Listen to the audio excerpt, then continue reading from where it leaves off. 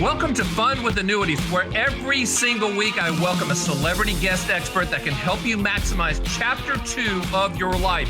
Listen, learn, laugh, and love every minute of the most unique financial podcast on the planet. Let's get to it.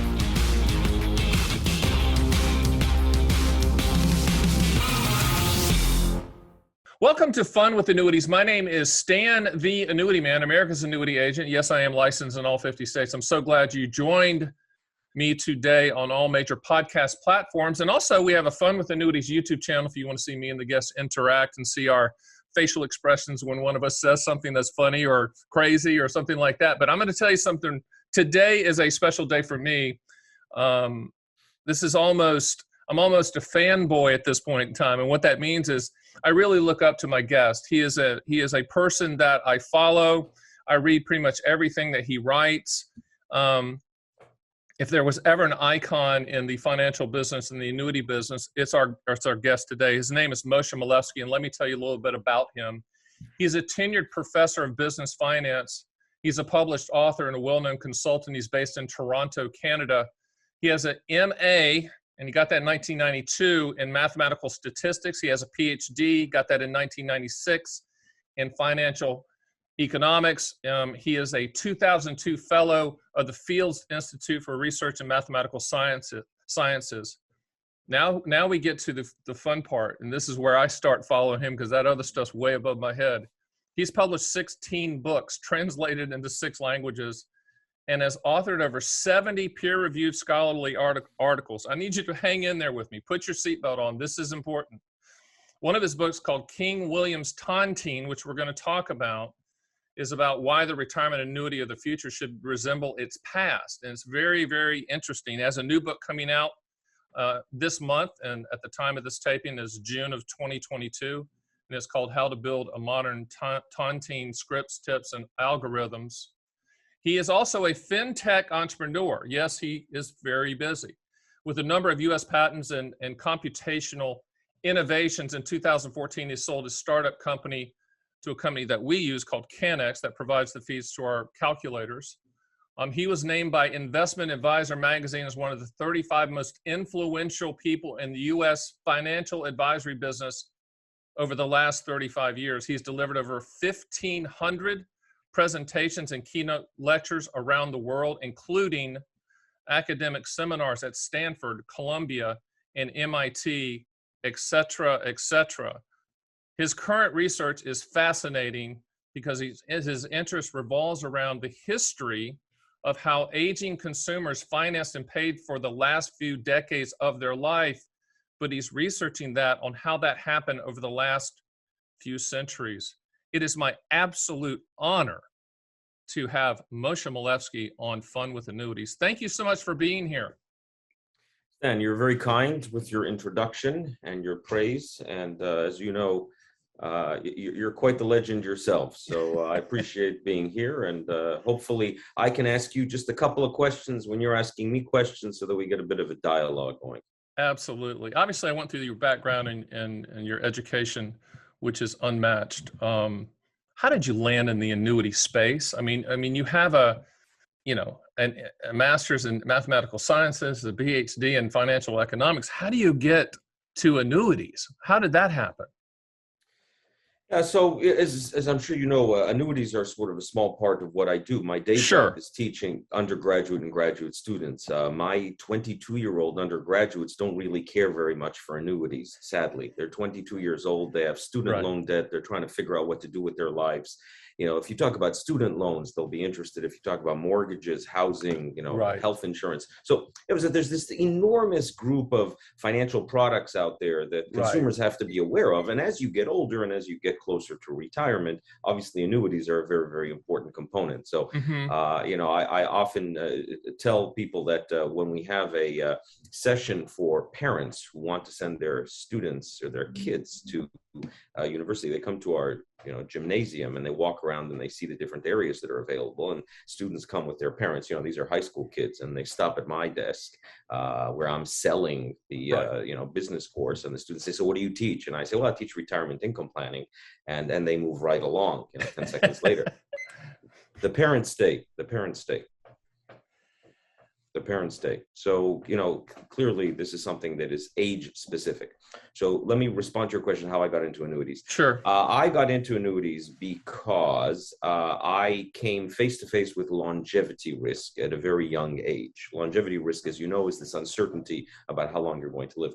So my dad passed away at a very young age. He developed colon cancer and passed away in his late 40s. So, that's one side of longevity risk. My grandfather, on the other hand, just passed away recently. He lived to his late 90s. So look at that divergence there. So to me, what interested, I looked at that and said, okay, so, there's got to be some way to manage your financial affairs with that sort of uncertainty. How do you manage your financial affairs when, it may last as short as 45 years, it can go as long as 95 years. So that sort of led me to the insurance as a solution and insurance as risk management. That's sort of the short response to how I got into it. And, I'd be delighted to dig a little bit deeper. But, coming face to face with longevity risk is something that alerted me to the fact that there's a need for the annuities solution. I also worked as an intern for a while at a very large insurance company in New York called TIA-CREF. This is back in the 1980s. And of course, they're very, very big in the annuity space, obviously for qualified 401k, 403b plans, 401a plans. So I learned a little bit about the industry there as an actuarial trainee many, many years ago when I was trying to figure out what I want to do with myself. So, there are a lot of paths that lead to it. And recently it's been an interest in history and the fact that, as I'm sure you know, annuities predate stocks and bonds. So, you think mutual funds have been around forever. No, actually annuities have been. And that's the way people finance their retirement. Then my question to you, being just actually the thought leader in our space, is how has the annuity industry done such a poor job, in your opinion, on messaging the fact that we have the monopoly that everybody wants, the product, which is lifetime income? How have we messed that up as an industry? Because that just confounds me every single day, especially when people say, well, I hate all annuities. And I'm like, well, that's stupid. That's like saying you hate all restaurants. It makes no sense. Yeah. What has happened? How have we gotten here to where annuity is actually a curse word in a lot of the consumer circles and also uneducated financial circles? Right. So, Stan, with every question that you ask me, you have to tell me whether you want the 10-second response, the 10-minute response, or the 10-hour lecture series response. So I want the consumer response. So dig in, as long as you want to dig in. Look, so let me try to put this in bite-sized pieces. I think there's a lot of confusion over what an annuity really is. The word annuity today is as meaningless as fund. You called it restaurants. I say funds. When a reporter calls me up and says, what do you think about annuities? I say, what do you think about funds? Private equity funds, venture capital funds, mutual funds, bond funds, stock. It's a meaningless word. Nice. You can attach it to almost anything. Nice. And legally, what an annuity is very different to what an economist would call an annuity. It's certainly different from what, a media writer would call an annuity. It's just there's this vagueness. What is it? And if you go back a few hundred years, the annuity meant something very, very specific, very well known, very defined. And then for some reason, 300 years later, it means almost anything to anyone. So number one is confusion about what this thing means.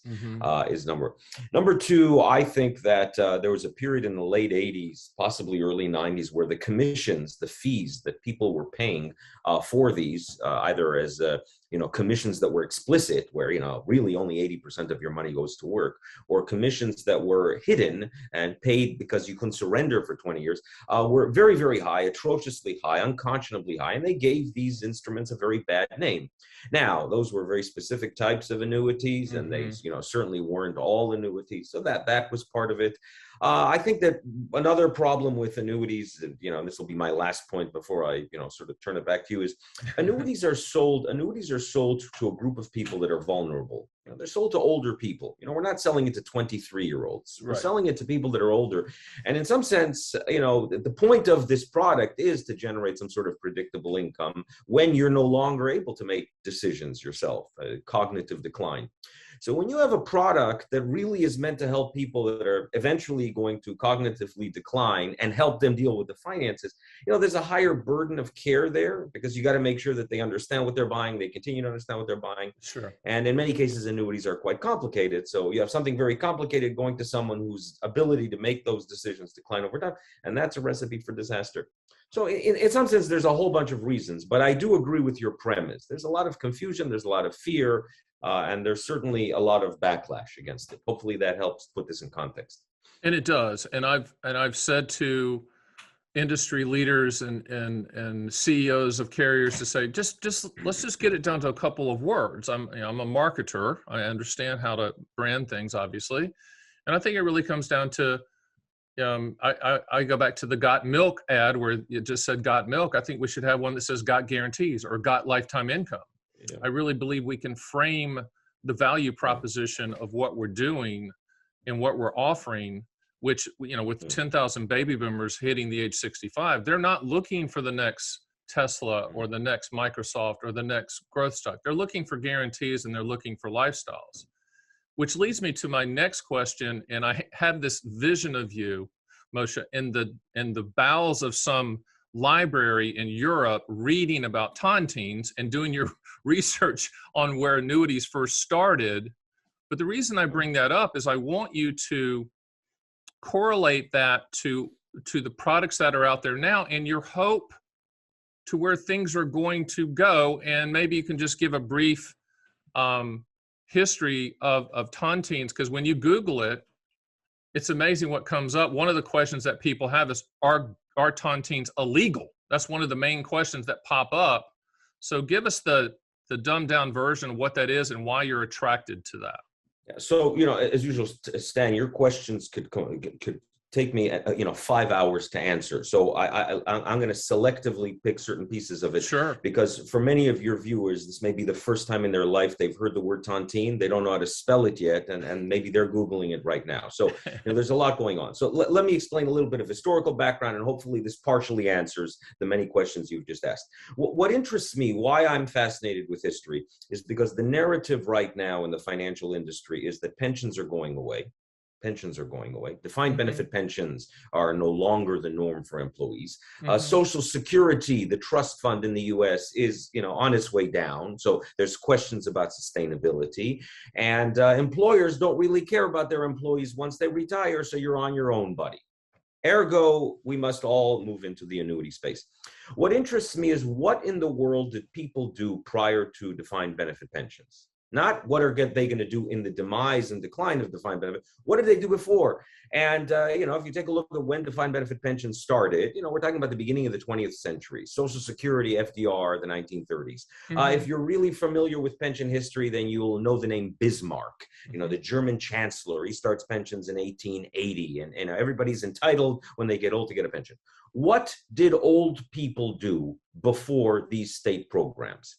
Now, the ignorant response is that there were no old people prior to 1880, and that Bismarck somehow discovered that there's old people and we need to give them pensions. That is simply not true. Life expectancy at birth might have been very low. There were many old people. In fact, if you go back to the archives, there are people that made it into their 80s and 90s, and I could spend an entire hour going through all the famous philosophers and statesmen and U.S. presidents from the Revolution onward that lived far beyond life expectancy. What did they do? How did they get to retirement, stop being able to work, and how did they get an income? And the next response tends to be, well, their family supported them. They lived at home and they didn't need it. That's also not true, because of the fact that not all of them had families, and many of the families had moved away. So once you sort of eliminate all the nonsense, you're left with, how did they finance their retirement? And the answer is, they went out and they bought annuities. They went to the state, they went to the government, they went to early insurance companies, they went to their local church, they went to their parish, and they entered into a scheme where they would be receiving an income for the rest of their life, guaranteed, a word that you like, as long as they live, in exchange for a lump sum right now.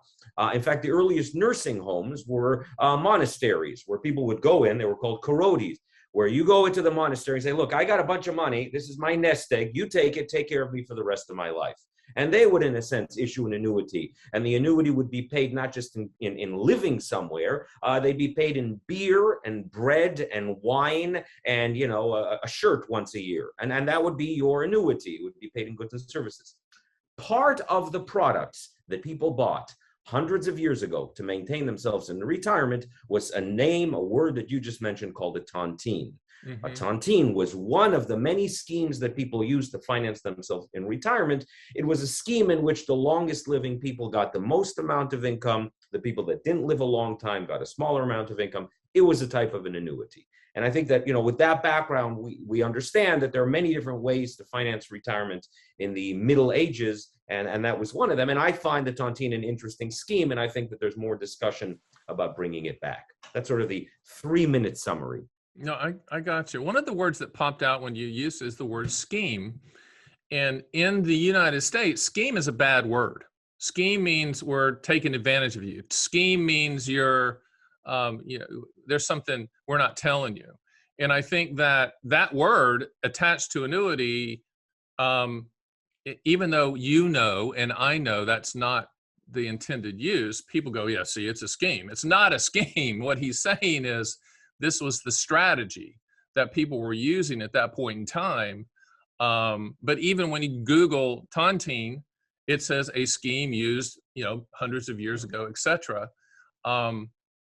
That's an interesting word, but don't you agree that that word has some connotation that's negative, that people that aren't up to speed on the history, they say, well, you know, scheme's bad, right? So I'm a mathematical economist, so I can use the word scheme because, you know, I agree. I don't answer to that. I don't answer to that crowd. I'm not a politician running for office trying to figure out, you know, let's test 10 different words and see which one the public likes. And I'm describing it the way, you know, it is described historically. You go back to the documents, that was the one. But I certainly agree with you that if I'm a marketing department in a modern insurance company, you're right, I will stress test every word I use with focus groups. And, you know, I'm not even sure I'd use the word tontine. And Stan, since you brought this up, many of the tontines that are emerging around the world, and they are emerging, there are many examples of it. If I were to take a look at the common denominator of all of them, there is certainly a very successful one that was just launched in Australia. There was one in South Africa I was involved with. There's some in Canada. All of them, the common theme is they don't use the word tontine, and they certainly don't use the word scheme. They use the thinking behind it. They use the pooling and the risk sharing, but they don't use the word because they feel that, like you know, people Google it and they hear that, you know, Homer Simpson in an episode of The Simpsons lost money on a tontine. So, hey, it's Homer Simpson law. I don't want Marge yelling at me if you know, or they hear that it's illegal because the state of New York in 1906 banned tontine insurance. So I agree with you that words matter, and we don't want to use scheme and maybe not even use tontine, but the thinking behind it, namely that people that live a long time are subsidized by people who don't, and as you live longer, your income goes up. That's something that makes sense. And, you know, to get to a point that you made earlier, we all like the word guaranteed. It's an important word. You know, that's a word we use. Scheme we don't use, guarantee we use. Sure. But the problem is that what's guaranteed in today's lexicon, what's guaranteed is a nominal cash flow. Nominal. Nominal means I have no idea what this is going to buy me in real terms. Nominal usually means it's not adjusted for inflation. Nominal means we have no idea what goods and services I'm going to be able to buy with it. I mean, honestly, if I guarantee you $1,000 a week for the rest of your life, do you really know 20 years from now what you'll be able to do with $1,000? I mean, we really don't. So we use the word guaranteed, but in some sense, it's a guarantee of a something, but anything that I want to buy with that is not guaranteed. So one of the reasons that the tontine concept, whatever you call it, is gaining credence is the idea is, hey, the longer I live, I want those payments to go up. I'm not interested in guarantees, but I want something that keeps up with the cost of living, roughly speaking. And I think that's one of the appeals. But to sort of wrap this up and to answer your question, I think there are lessons to be learned from how people finance themselves in their older age hundreds of years ago. There are lessons to be learned for today. I may not design an iPad or an iPhone the way it was designed 300 years ago. They didn't exist. But when it comes to financing retirement, there's something about the way we did it in the past that might resonate with the future. And hold that thought for a second. We're talking to Moshe Milevsky, just an icon in our business. Now, he's written some fantastic books, and we're going to have those links on our site. He's going to have his own page like all of our celebrity guests do. But some of the books that I would tell you to look at is one of them that I love, The 7 Most Important Equations for Your Retirement, was fantastic. Obviously, I've talked about King William's Tontine, which is one of his books, recent books, which I've read a couple of times. He also has one called Pensionize Your Nest Egg, which I think is very good. And then one that I really like called Longevity Insurance for Biological Age. So he brings it down to your level. He can do that, but you can tell by just him talking that he's at another level. I think if there's ever an annuity odd couple that gets along and is on the same page, it's us, because for me, I consider myself the annuity whisperer that's trying to dumb it down to a level that I always tell people, if you can't explain it to a 9-year-old, don't buy it. No offense to 9-year-olds. And I think the great part about Moshe is he can change gears and bring it down to a consumer level. And those books that I just mentioned are some of the ones that I'm going to point you to and have links to where you can go get them on Amazon. Let's go back to the tontines, Moshe. I'm fascinated with this, and I'm always thinking, okay, where's the puck going to be? I'm giving some hockey analogies since you're a Canadian. Instead of skating after it, where's it going to be? Do you ever see tontines entering this country in a fashion that the consumers can get it, understand it, and then eagerly buy it? So, it depends on who the audience is that's listening to my response. If this is consumers, it is.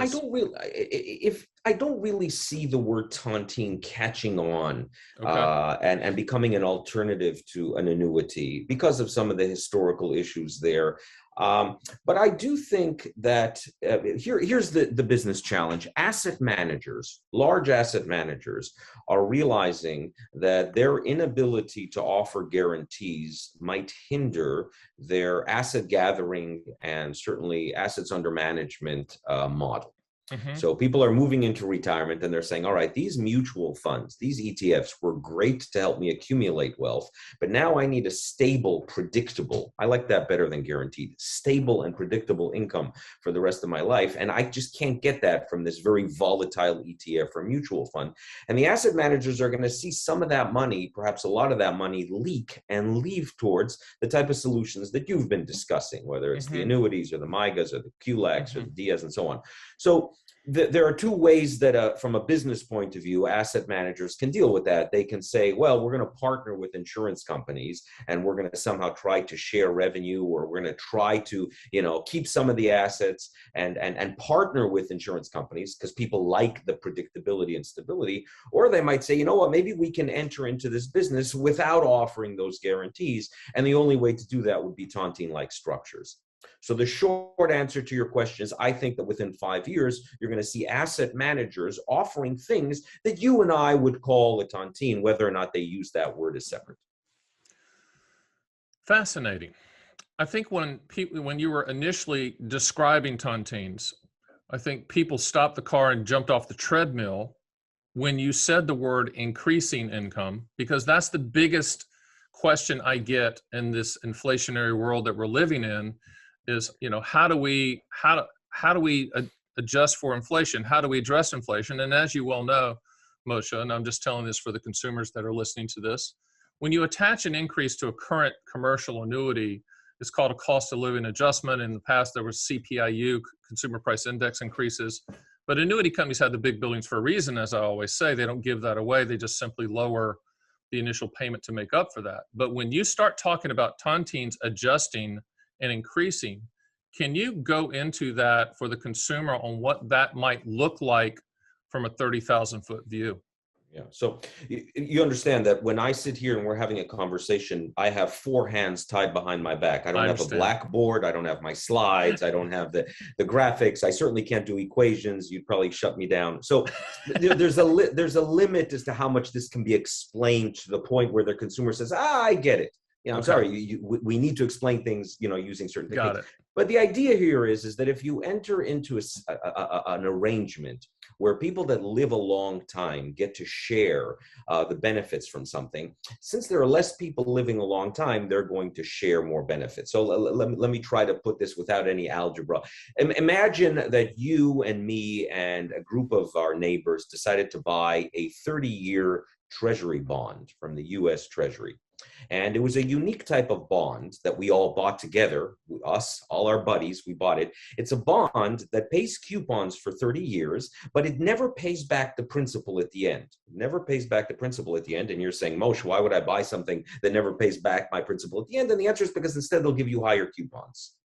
So, right now the 30-year rate would be 3%, but you're getting your principal back at the end. They'll give you 7 or 6%, and then you don't get the principal back at the end, which is kind of an evening out of your coupons. We all of us in the neighborhood decide to buy one of these bonds that are paying, let's say 6% a year, right? And here's what we do. We've bought this bond and we enter into an agreement, you and me and many others, and we look, whoever is alive gets to share those coupons. We, at the end of every year, are going to go to the local golf club or the local bar, and we're going to all toast whoever's alive, and we get to split those coupons. But if you're not around, you can't split the coupons. So let's imagine what happens when all of us have bought this bond, and after 1 year, we're all healthy, we're good, we all get 6%. We're getting the $6,000 a year on our $100,000. And then in a year from now, we come back to celebrate. Are we alive? And yeah, we're all alive. So we're getting 6,000. But then at the end of the third year, God forbid, one of us has a heart attack, or one of us has a stroke, or one of us is in a car accident. We're not there to toast our longevity. And suddenly there's less of us, but we still have that $6,000 coupon. We're sharing it over a smaller group. At the end of the year, we have that 6,000 coupon that's being paid, but it's being split with a smaller group. How does this work? We have the same amount of cash in the numerator, to use a mathematical term, but the denominator is shrinking. There are less of us. And then 10 years later, say half of us are still there. Other half have not been. Well, the numerator is still exactly the same. The denominator is shrinking. Each one of us is getting a bigger and bigger payment. Whoever's around 30 years from now, they're still giving out the 6,000, but we're splitting it over a very, very small group. We're getting a really big coupon, which is a naturally increasing hedge in some sense against inflation, even though none of us bought an inflation-linked bond. Mortality becomes a real interest rate, mortality rate, without having to worry about buying inflation-linked bonds and tips and I-bonds and reserves. So that is incredibly uninteresting when inflation's at 2% or less and nobody knows what inflation is. But suddenly, in the last year or two, inflation is a very hot topic on Google. You Google it and you get, the engram. That's a word that's coming up a lot. President himself is using that word. Maybe people start to get interested in a scheme where there's this natural increase. So that's one of the reasons you're seeing more. Hopefully I've explained why this is increasing over time, but that's one of the reasons you're seeing more of an interest in this. And I guess in a glass half full scenario, this rising inflation is pushing people to talk to you, listen to you, read you, and say, okay, let's look deeper in this. I was writing down as my marketing brain was rolling on what could you call this and what could you stamp this at. And just the acronym TORI came out, which is transfer of risk income, that's what it is. You're transferring the risk and you're sharing the risk for income, and you can add another I on top of that, which is increasing income, which I think that's the part that people will listen to. Because in essence, it sounds like to me, it's a life-only annuity that as long as you're living, people that have followed my work, you know what a life-only annuity is. I always tell people when your Learjet hits the mountain, money goes poof. Now, Moshe gave it a much better example of that, but it's a life-only tontine, shared pooled risk of which income increases for the people that are still breathing.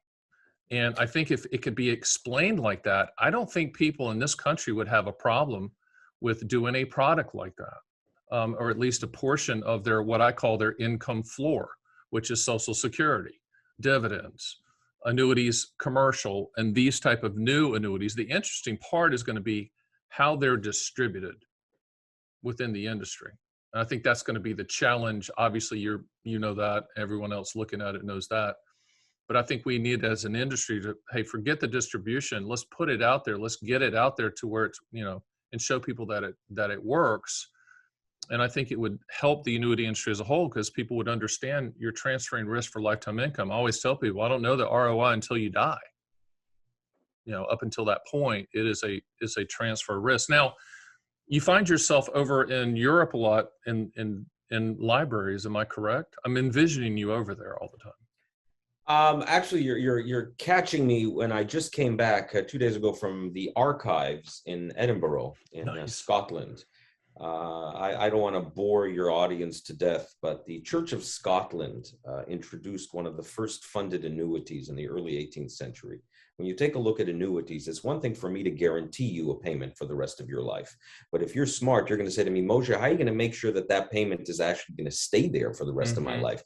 It's one thing for the king to promise payments, but I want the king to set aside some money to make sure that those payments are going to be made. That's called a funded annuity. So you can go back to biblical times. Kings were promising annuities from biblical times, and then they defaulted on them because they'd never set aside any money for it. The first entity to actually set aside money and say, all right, we've just promised annuities to ministers. We better make sure we manage this money to pay those annuities, and we have to have a large pool. The first entity that did that was the Church of Scotland in the early 18th century. It's the first funded annuity. Period. So I went and I was able to gain access to their documents and their archives to see how they designed it. It's the subject of my next book, and I don't want to give away too much, but I found it fascinating how they set that scheme up. And it was because ministers and eventually university professors said, hey, man, I want an annuity when I retire. I want an annuity for my spouse. I want an annuity for my kids. I don't want to give them money. They're going to squander it. Somebody will steal it from them. They don't know how to manage money. Give them an annuity. So that was, to me, quite interesting. And I spent a couple of weeks there, and they were very kind, and they gave me access to it. So the short answer is yes, I do spend a lot of time in archives and libraries. When you don't give away the farm, because I want people to buy the book, because I'm going to buy it as well. But were you surprised with some of the things you found? Did you have any, oh my goodness moments hitting your forehead when you found stuff, or was it predictable what you found in the archives? To be honest, I thought I was going there to cross the T's and dot the I's, because I know what I'm going to find. It's going to be these documents, but you got to go through, you got to do it, right? You just got to make the pilgrimage. You got to touch the documents and come home. No, there was a lot of very shocking, very interesting things in terms of how they did things. Some of the participants in these annuities, I found interesting, the management of it.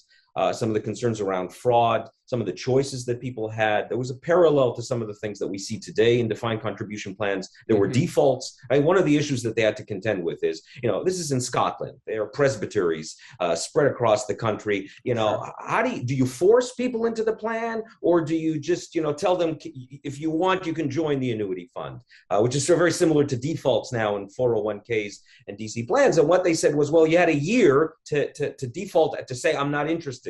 So they gave you a year, unless you were in the north of Scotland, then they gave you 2 years, because, it's a long time to get your notice back there. But if we didn't hear from you, we would default you into the annuity. And this is echoing some of the discussion now with Secure 2.0 about what should happen to a plan as they approach retirement. Should we default people into an annuity? And they struggled with the same thing 280 years ago. I mean, we're forcing them into an annuity. It's a lifetime income product. Are the ministers going to complain? How do we default them? So what I found interesting was a lot of the parallels with some of the things we deal with today. They dealt with at that time. And it was, that was interesting to me. Some of the administrative aspects of managing this, the actuarial theory is 3%. The administration is 97%. How do you get the lists of who's alive and who's not alive and who's contributed and at what rate did they contribute? How big did their pool have to be? There weren't enough ministers in parishes, so they asked university professors to join because they got a couple of hundred more people, and now they can use the law of large numbers. Anyway, this is things that interest me. I'm a professor. I can afford to have that habit. That is fantastic. No, I'm not a professor, and you're sitting there and I'm like, listening intently to every word, because it just sounds fascinating, because and I can't wait to read the book, because I want to hear how they dealt with these things, how they dealt with the problems that are similar in fashion to what we're going to do now. Please tell me, Moshe, that our government, the United States government, is hiring you to help with these types of ideas? Look, I've helped, I have one foot in the US, one foot in Canada. So I Mm-hmm. spend time teaching here, but I have a place in Sure. Florida. So I've done a lot of consulting work for the state of Florida, the Florida State Board of Administration. So I spent quite a bit of time in Tallahassee many years ago. And that was about them converting their defined benefit plan to defined contribution. Because, at the time, the governor, Jeb Bush, you may recall, one of his ideas was, we've got to give people choices, and not everybody wants a DB plan, especially if they're younger. But the key was we wanted to ensure, the designers of the fund wanted to ensure that people had access to annuities at retirement. When you take away someone's defined benefit pension and you say to them, no, you're not going to get a guaranteed income for life, you have to give them something similar, which is an annuity. So I was there to help vet what companies and what products would be allowed into the plan, put it on the shelf, so to speak, that people would be able to select as they moved into retirement. And you'll appreciate this, the sponsors and certainly the politicians, they want complicated annuities in there. They didn't want the security type annuity. They wanted simple DIAs and SPIAs and QLACs. And the question was, do you go with the highest payout? Well, that's not necessarily safe, because sometimes the highest payout isn't necessarily from a credit quality that you want. Do you go with the highest credit quality? Well, the payout won't be high. What sort of options do you give people? So the short answer to your question is I have been involved a little bit in some localized projects, state projects, but there are many brilliant minds in the US in this space, and I know that many of them are helping, whether it's the Treasury or the Fed or certainly the IRS in terms of the tax treatment of these things. So the short answer is I am one of many researchers that are interested in these things, and yes, they are being tapped as a group to help governments, although sometimes there's a communication gap there. It sounds too academic, too theoretical. Politicians may not like it. Yeah, it all comes down to messaging when you're talking to the consumer. The consumer is the listener to this podcast, and I think that's one of the reasons this is one of the fastest growing podcasts in the financial sector, is because we're having people on like you that's making people think, and they're hearing what you're doing. I guarantee they don't know what a tontine is. By the way, it's spelled TONTINE if you're Googling it. But we'll have that link on the site for Moshe as well. So for you, it seems like you're always digging in and trying to find the next blue water, as I call it, things that other people aren't thinking about. What hit me when you said, I'm not looking about what people are going to do. I wanted to see what they were doing back then. That's a contrarian thought. That's not a natural thought. Maybe it is for an academician like you, but not for the normal person out here. What's the next mountain you're looking to climb? Is there something that's piqued your interest, that has caught your eye and attention, that you really want to dig into? Because I know you can keep digging into tontines and that, but is there anything in the annuity space that you're looking at that is new? So look, Sen, you know how it is when we academics, it's like watching a star that exploded. The light that you're seeing today was generated millions of light years ago. Even the light that comes from the sun came 7 or 8 minutes ago. So, the tontine stuff that's coming out now, I worked on that 10 years ago. I'm not saying I'm bored by it. I'm not saying I'm not interested in it, but that's been done. You can't sit, your entire life at the same well. What interests me now, once I get this annuity fund out of the way, what interests me now is long-term care. Namely, that as people age, it's not just that they want predictable income for the rest of their life, which is great, or guaranteed income.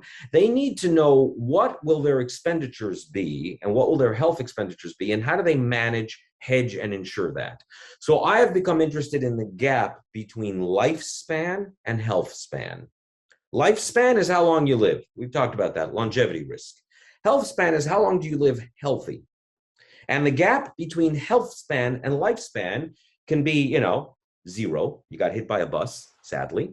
And the gap between lifespan and health span can be 20 years. You get hit with something, you're just not in very good health anymore. And now you got to manage for the next 20 years. I think long-term care products, annuities that are linked to long-term care, long-term hedges, I think that's something that needs to get more investigation. It needs to get more attention. Money doesn't solve your problems. And I know that sounds cliche. You need to do something with it to solve your problems. How many times do you throw money at a problem and it didn't solve it? What do you mean? I fixed that bloody air conditioner last year. Why didn't it get fixed? And we got to throw it up. how do we throw money at things efficiently when it comes to healthcare is something that interests me, because as you age, that's going to be a big deal. It's not the money. How do I get better? How do I, deal with arthritis? Forget about the annuity check. That's great. Thank you, Stan, for the annuity check. I need to deal with my arthritis. Can you give me some suggestions? No, that's not my bailiwick. I don't deal with it. Well, maybe you should. Maybe you should get an annuity that pays in arthritis medication. And I mean that just sort of half as a joke. But that's something that interests me now. How do we deal with the long-term care challenge? Boy, that's a big one. I wasn't expecting that from you, but I'm glad I asked, because I'm now feel comfortable with you going at it and figuring it out. Obviously, the long-term care space is a different space because it's a health insurance product, not a life insurance product. Life insurance products, life insurance companies issue annuities for the people listening out there. And there are some annuity types that have what's called confinement care or enhanced benefit type guaranteed issue products out there. And we certainly can show you those, but that's not what he's talking about.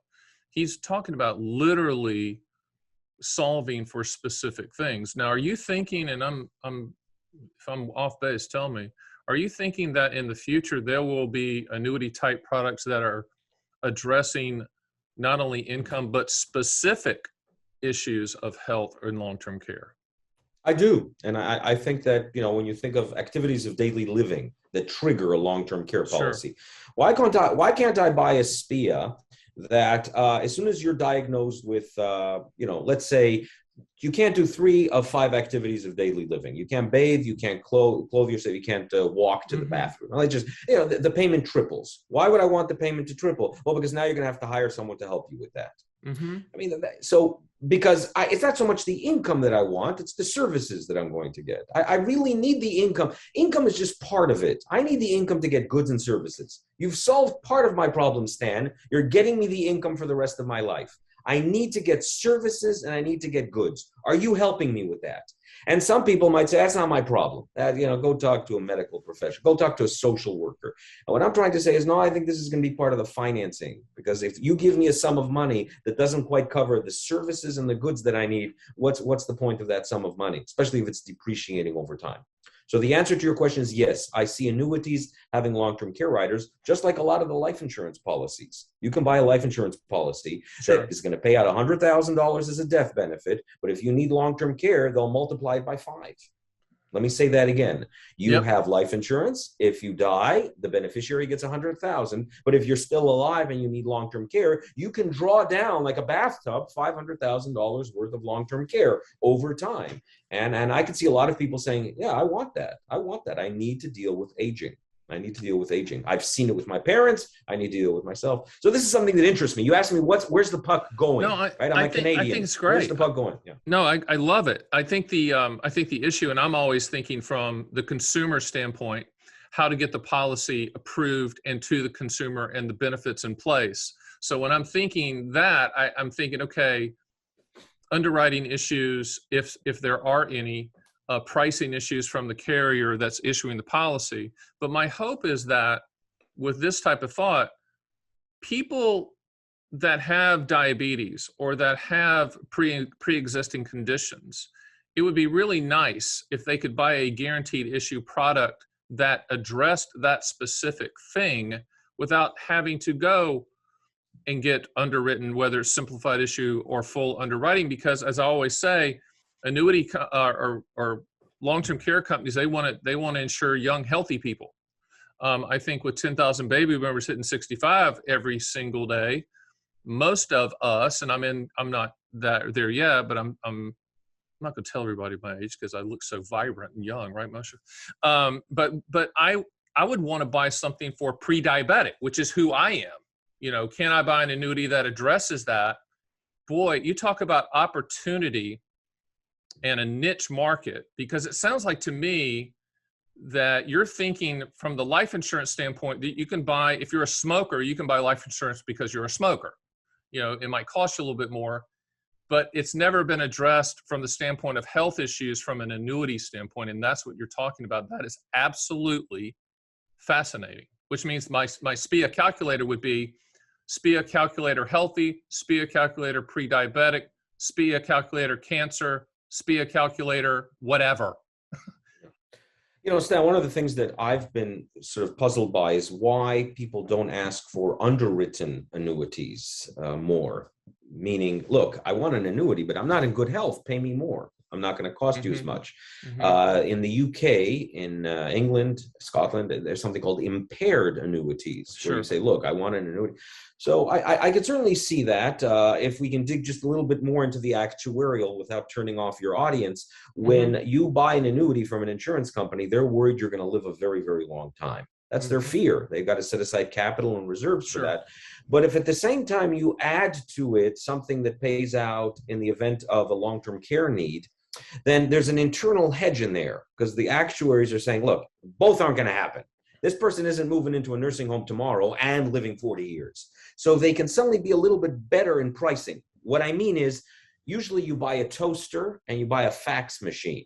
Using the historical analogy, you never think of combining a toaster and a fax machine. Like, what? Yeah. But what if I told you get a really, really cheap, because the underlying mechanism for the toaster and the fax machine are exactly the same. We can combine it, we can make it cheaper. I think when it comes to long-term care, you might be able to get a better SPIA payout, a better pay. Your calculator will show a higher payout if, not necessarily they come in and they say, I've got pre-diabetes. I say, I also want to buy a long-term care rider attached to it. It'll be cheaper than combining them together. I do think that if you're in the annuity industry, you have to have some conversations around this. You have to be aware of it. It's going on in the background. You need to understand it's not the money that people want. It's the stuff they're going to do with it. I think that's the key message here. And I think the future of the annuity industry is right now, the annuity industry says, we can solve the income stream. Here's the income stream. Then go solve whatever you got to solve. And I think the future is, like you're saying, here's the annuity income stream that will also solve and target what you're worried about, instead of just throwing it at you and say, go get it. I think that's fascinating. Now, to answer your question about why don't people do underwritten SPIAs, there's just not many.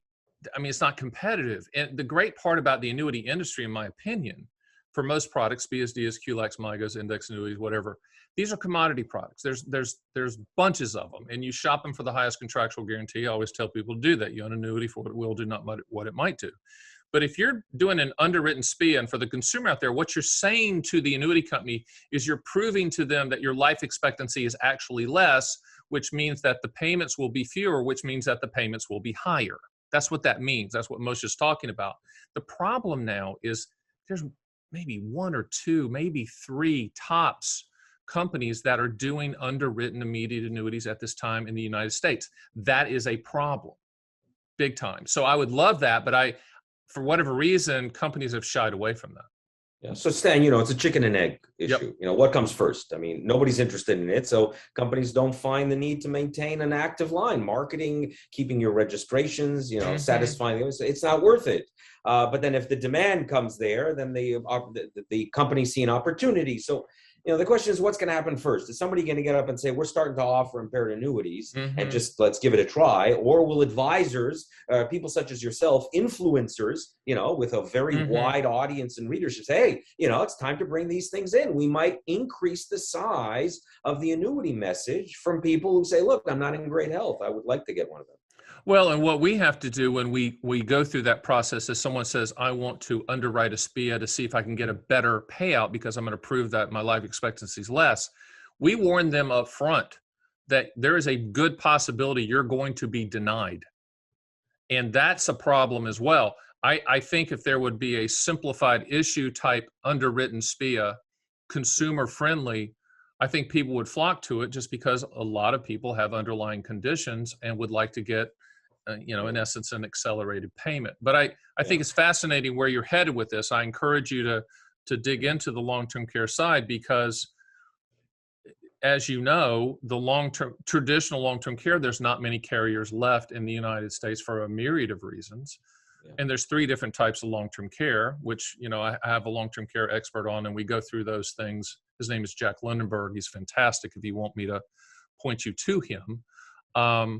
But I think that's interesting where you're headed.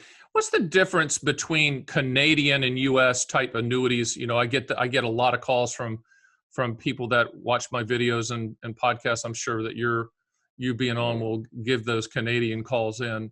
Yeah, What so do you see up there? yeah, so it's very interesting that you asked that. So I am a Canadian and U.S. citizen, Right. which means that I file taxes in both countries. Lucky me. I mean, I don't even want to start talking about What a getting those patriot, two. huh? Yeah, what to get. Well, there's some tax credits that you I get know. for one, not 100% tax credits.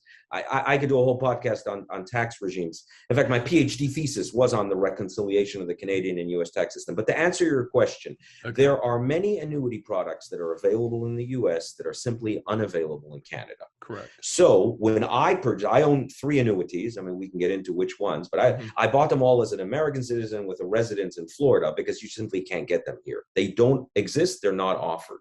And why the innovation hasn't hit here may be part of the fact that there's more defined benefit pensions here per capita than there is in the US. But for all of you that are listening to this, all 3 of you that happen to be Canadian and US citizens, who happen to have a Canadian residency and a US residency, all one of you, if you're buying one of these things, get it from Stan in the US, even if there's a Stan in Canada. That's right.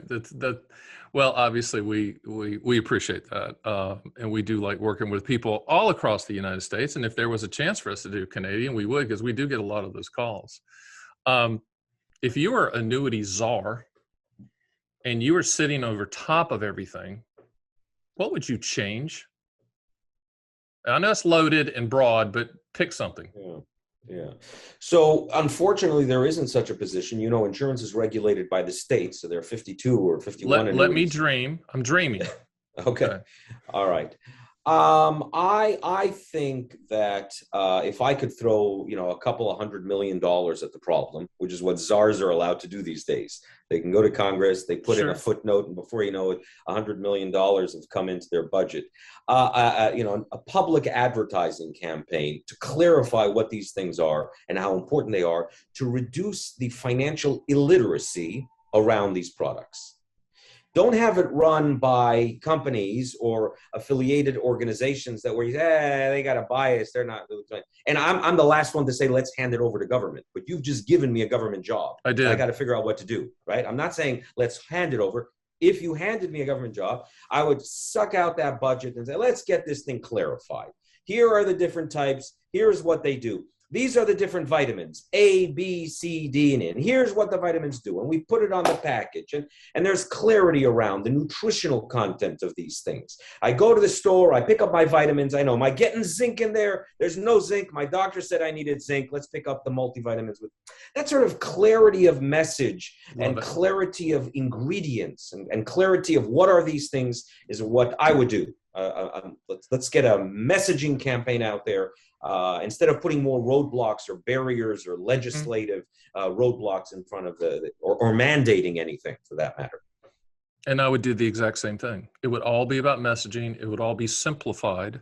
It would all be repetitive and easy to understand. It would stick in the back of your head and you'd understand when the word annuity was used, whether it was got guarantees or transfer of risk or whatever we came up with. I think that's the biggest problem with an industry that has a monopoly, an absolute monopoly on lifetime income. How this isn't a multi-trillion-dollar market annually, I don't understand.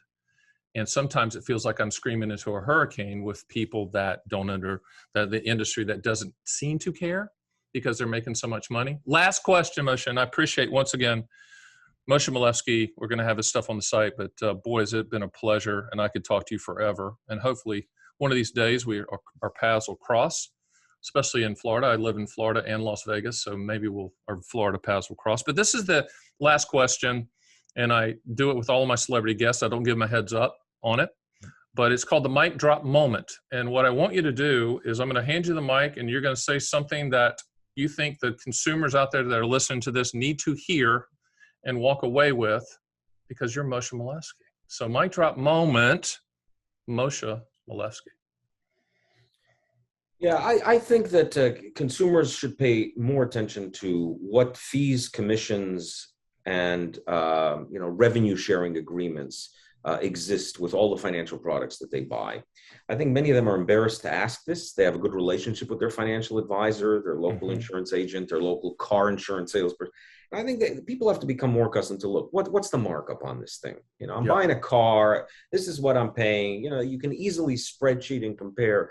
I think that would also solve part of the problem. The skeptic in the consumer says, yeah, you're making a big, you know, you're ripping me off. Well, if you disclose that it wasn't that much, you know, maybe I feel more comfortable with it. It's not just I don't understand it.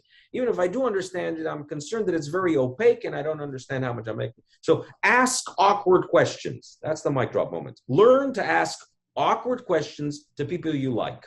Yeah, I know I have a great relationship with my advisor, but here's an awkward question. Exactly how much money are you making from this?